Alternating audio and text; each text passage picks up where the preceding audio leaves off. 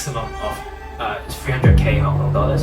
Showing that you've been actively regularly participating in experiences related to your subjects already makes you stand out a lot. Hello everyone, today I have invited two of my friends who are studying at Oxford to share about their application process and their uni experience at Oxford.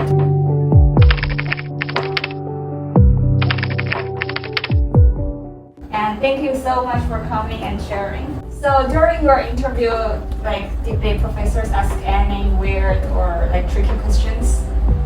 Well, not really, because we are studying for STEM subjects. Usually the interview will be quite academic. So for my case, it's like they simply ask a simple question like, why do you want to study computer science? And then you just have to give like a 2 to 3 minute response. And then what's next is they will present you an unknown question, an unseen question you have not seen before, and then then we'll work out the question together.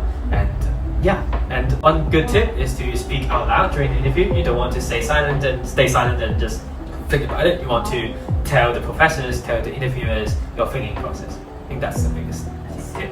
Just stay confident and express yourself clearly. Yeah. They're hard questions and they don't expect you to get correct first tries, but you need to tell the interviewers how you think about the question, how you approach an unseen question. Yeah. How about Sojin? Is it the same for math and computer science major? Yeah, I think it's pretty similar. I think for math and computer science, normally you get an interview at 2 colleges, and for math and computer science, you have to do 2 separate interviews, one for math and one for computer science. And for me, I think we only did academic questions. There were no personal questions or introductions or whatever. So I think you don't have to really worry about how to introduce yourself or explain your motivation and stuff. And as Oscar said, I think the main thing is about just constantly saying your thoughts out loud, because I think after I went to Oxford and did the tutorials, I realized that the vibes are kind of similar to the interview, and what they're looking for is not necessarily you getting the correct answer, but just seeing how you go about solving the question. And one tip is don't never give up on the question if you find it difficult. If you get totally stuck, then try to ask questions. I think just showing enthusiasm is going to be important as well. Yeah. How about scholarships? How can students apply for scholarship, and what is the amount of scholarship usually?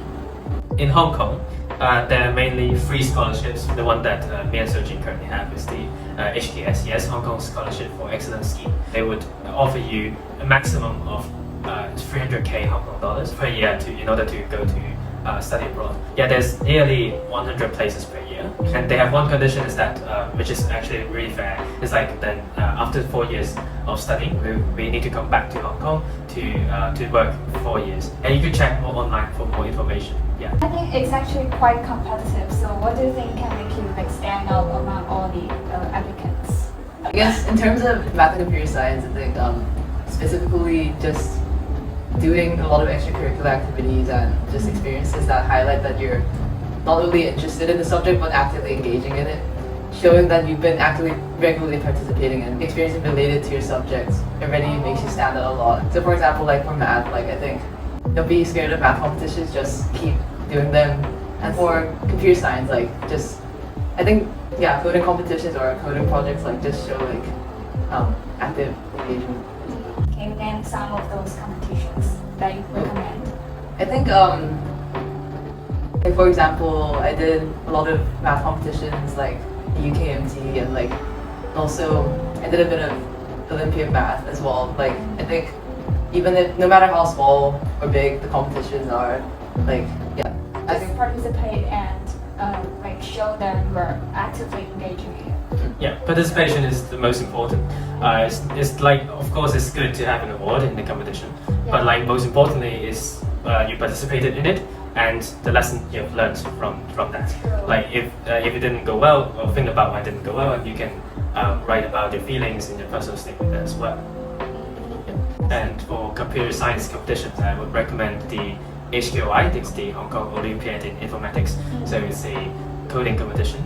I think the most interesting part is you have a 3-hour long practical test in the finals, which you couldn't really find elsewhere, like in your high school life, to kind of code consecutively for 3 hours. So I think that's a pretty unique experience. Is there any memorable moments you want to share to us? Like in terms of academics, I think just being able to like dive into my subjects really deeply was really nice. Other life-wise, like I think an advantage of staying in the UK is like being able to travel to other places in Europe really easily. For example, like I went to Scotland and Paris, and like studying in the UK is a good opportunity to just do a lot of traveling. And I think, yeah, traveling was a meaningful part of my uni experience.